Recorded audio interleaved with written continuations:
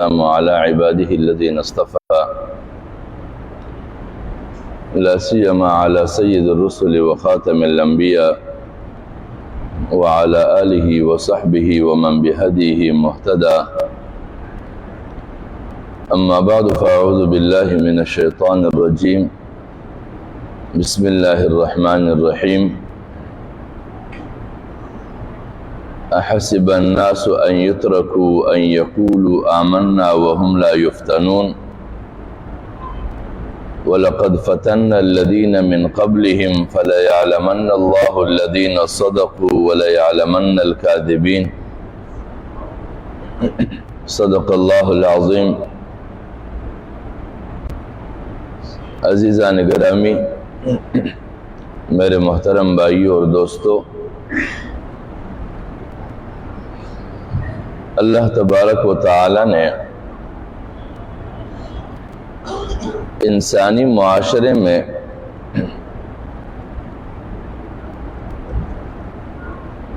مختلف قسم کے دعوے کرنے والوں کو جانچنے کا ایک نظام قائم کیا ہے کہ جانچ کے اس نظام میں سچے اور جھوٹوں کا تمیز کیا جائے، کیونکہ انسانی معاشرہ وہ دو قسم کے افراد پر مشتمل ہے. ایک وہ طبقہ ہے جو اللہ اور اس کے رسول کی اطاعت گزار ہیں، اللہ اور اس کے رسول کی پیروی کرتے ہیں، اور دوسرا طبقہ ایسا ہے کہ جو اپنی خواہشات کی پیروی کرتے ہیں اور وہ اپنے دعووں میں ہمیشہ جھوٹے ہوتے ہیں.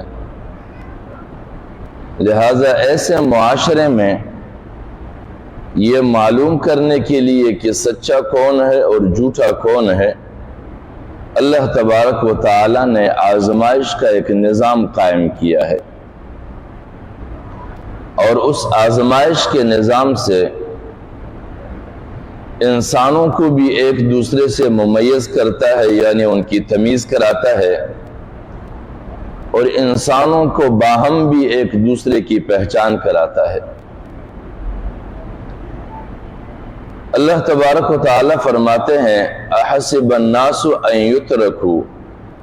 ان یقولوا آمنا وهم لا یفتنون. لوگوں نے یہ سمجھ رکھا ہے کہ صرف اتنا کہنے پر وہ چھوڑ دیے جائیں گے اور آزمائے نہیں جائیں گے کہ ہم ایمان لائے ہیں.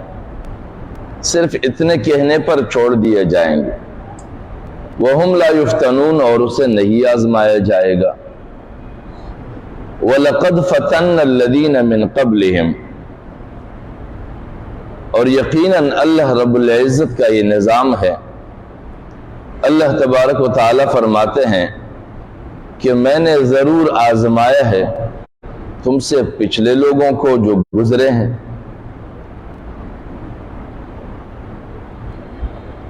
فَلَيَعْلَمَنَّ اللَّهُ الَّذِينَ صَدَقُوا وَلَيَعْلَمَنَّ الْكَاذِبِينَ، تاکہ اللہ تبارک و تعالی سچے لوگوں کو بھی پہچان سکے، یعنی معلوم کر سکے کہ تم میں سے سچے کون ہیں، اور وَلَيَعْلَمَنَّ الْكَاذِبِينَ، اور وہ ضرور جھوٹوں کی بھی پہچان کرائے گا. یعنی اللہ رب العزت بذات خود تو جانتا ہے کہ کون سچا ہے اور کون جھوٹا ہے، لیکن آزمائش کے اس نظام کے ذریعے عملی طور پر تمیز کرا دیتا ہے کہ کون سچا ہے اور کون جھوٹا ہے. دعووں کے لحاظ سے تو کوئی بھی سچائی کا دعویٰ کرے، لیکن حقیقت میں وہ اپنے دعوے پہ صادق ہے یا نہیں، جو وہ کچھ کہہ رہا ہے اس پر عمل پیرا ہے کہ نہیں. اس لیے صرف زبانی جمع خرچ کے بنیاد پر یہ کہہ دینا کہ میں ایمان لایا ہوں اب وہ آزمائش کے نظام سے باہر نکل پڑے گا، یہ ممکن نہیں. کیونکہ اللہ رب العزت نے اہل ایمان کو اپنا مطلوب طبقہ ٹھہرایا ہے. یعنی جو طبقہ ایمان لائے ہیں وہ اللہ رب العزت کا مطلوب طبقہ ہے. اور اس مطلوب طبقے کے لیے اللہ رب العزت نے جنت کے انعامات کا اعلان کیا ہے۔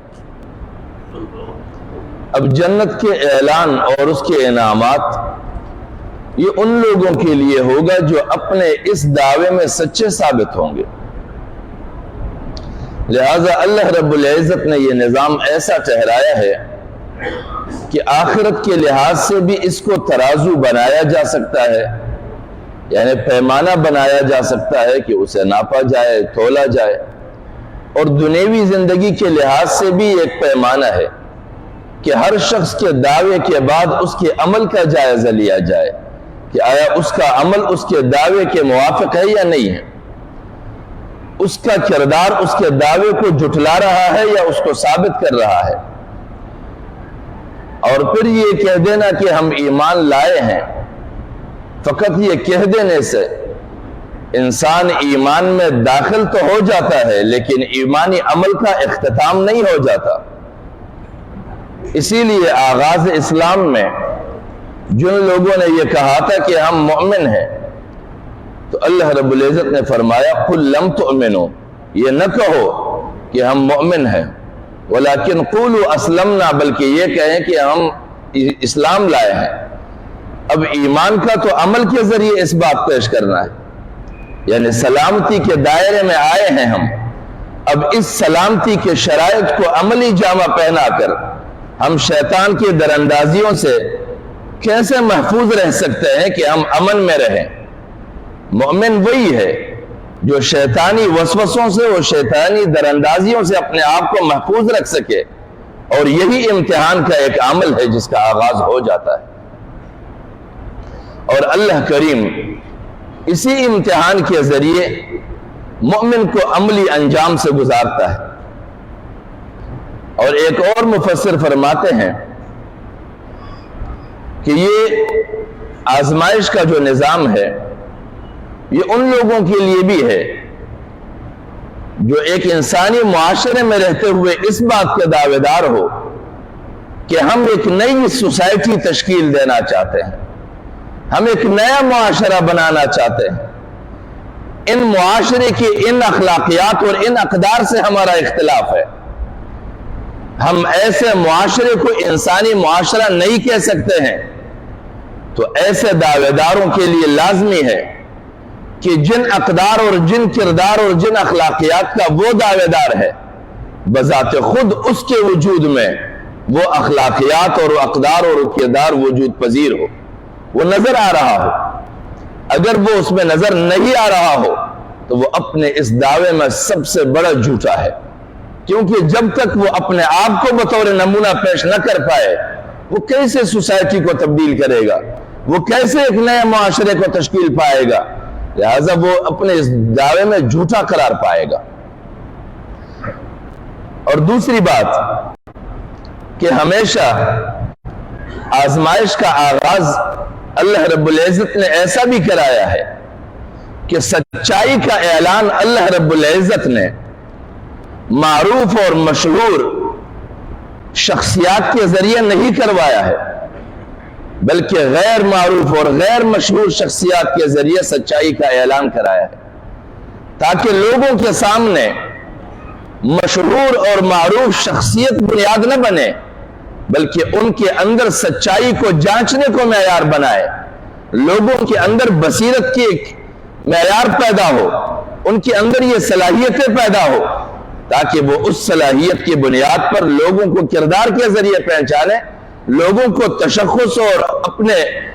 بنائے ہوئے معروف شخصیت کی بنیاد پر نہ پہچانے، کیونکہ زمانوں سے لوگوں کے یہاں معیار یہی بنا ہوا ہے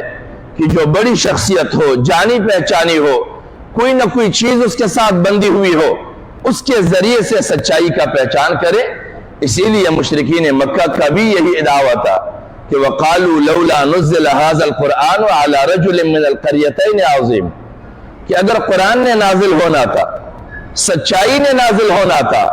ایک سچائی کا اعلان ہونا تھا، تو یہ دو مشہور شہروں کے مشہور شخصیات کے ذریعے کیوں نہیں ہوا، اور وہ ولید ابن مغیرہ اور عروہ ابن مسعود کے ذریعے، کیونکہ وہ مشہور و معروف شخصیات بھی تھے اور دنیوی آسائشوں سے بھی وہ مالامال تھے. لیکن اللہ رب العزت کے یہاں معیار یہ نہیں، بلکہ معیار بصیرت کی بنیاد پر سچائی کے زاویے سے انسانوں کے ساتھ معاونت کا ایک راستہ اختیار کیا اللہ رب العزت نے، تاکہ انسانوں کو پہچانے کہ کون سچائی کے تلاش میں ہے اور کون مادیات کے تلاش میں ہے. اور پھر ہمیشہ اللہ رب العزت نے سچائی کو مادیات سے الگ کر کے پیش کروایا، کیونکہ مادیات ان لوگوں کے پاس ہوتے تھے جو معروف اور مشہور ہوا کرتے تھے. اور ہمیشہ جن شخصیات کے ذریعے اللہ رب العزت نے سچائی کا اعلان کروایا ہے، ان کی زندگی کو مادیات سے الگ تلگ رکھوایا ہے. ان کی زندگیوں کے ساتھ مادیات جڑی ہوئی نہیں ہے، تاکہ ہر معاشرے میں جب بھی سچائی کا اعلان ہو تو مادہ پرستی اور مادیت ان کے ساتھ نہ جڑی ہوئی ہو، تاکہ معاشرے کے سچے لوگ سچائی کی بنیاد پر سچائی کے راستے کو اختیار کر کے یہ ثابت کرے کہ ہم جس کے ساتھ جڑے ہوئے ہیں واقعتاً ہم صرف اور صرف سچائی چاہتے ہیں، مادہ پرستی اور مفادات نہیں. اور وہ لوگ بھی اس معاشرے سے الگ ہو جائیں اور لوگ ان کو بھی پہچان لے عملی طور پر کہ جو لوگ ایسی سچائی کو مسترد کر دے جس میں مادہ پرستی اور مادیات نہ جڑی ہوئی ہو، اور وہ لوگ ممتاز ہو جائے جو مادہ پرست ہو اور مادہ پرستی کو اپنے لیے معیار سمجھتے ہو، یعنی دنیوی مراد، دنیوی آسائشیں ان کی تلاش ہو. اور آج کل ہر جماعت کے لیے یہی معیار ہے، ہر طبقے کے لیے یہی معیار ہے کہ اگر ہمارے پاس عوامی نمائندگیاں نہیں ہوں گی، ہم ایم این اے نہیں ہوں گے، ہم ایم پی اے نہیں ہوں گے، ہم سینیٹر نہیں ہوں گے، ہم بلدیات کے ممبر نہیں ہوں گے، تو پھر لوگ ہمارے طرف نہیں آئیں گے. کیونکہ یہ معیار مشرکین مکہ کا معیار تھا. رسول اللہ صلی اللہ علیہ وسلم نے جب لوگوں کو بلایا تھا وہ سچائی کی بنیاد پر بلایا تھا. ان کے سامنے یہ نہیں رکھا تھا کہ پھر آپ لوگوں کو زمینیں دی جائیں گی، آپ لوگوں کے لیے کنویں کھود دیے جائیں گے، آپ لوگوں کے لیے گھر بنائے جائیں گے. ایسا کوئی معیار نہیں تھا، بلکہ سچائی تھا کہ ایک وحدہ لا شریک کی ذات کے اتباع کرو، تیری زندگی کے تمام مسائل اسی کے ساتھ جڑے ہوئے. اور پھر اللہ نے عملی طور پر دکھایا. وہ لوگ جو بے سر و سامانی کے عالم میں مکے سے نکالے گئے، ان کے گھروں سے نکالا گیا صرف اس لیے کہ انہوں نے مادہ پرستوں کا اتباع بھی نہیں کیا، مادہ پرستی کو اختیار بھی نہیں کیا، فقط سچائی کو معیار بنایا، بصیرت کی بنیاد پر سچے کا پہچان کیا، اس کے ساتھ دیا، تو وہ دھتکارے گئے، وہ نکالے گئے. لیکن پھر اللہ رب العزت نے انہی لوگوں کو سرخروئی عطا کی،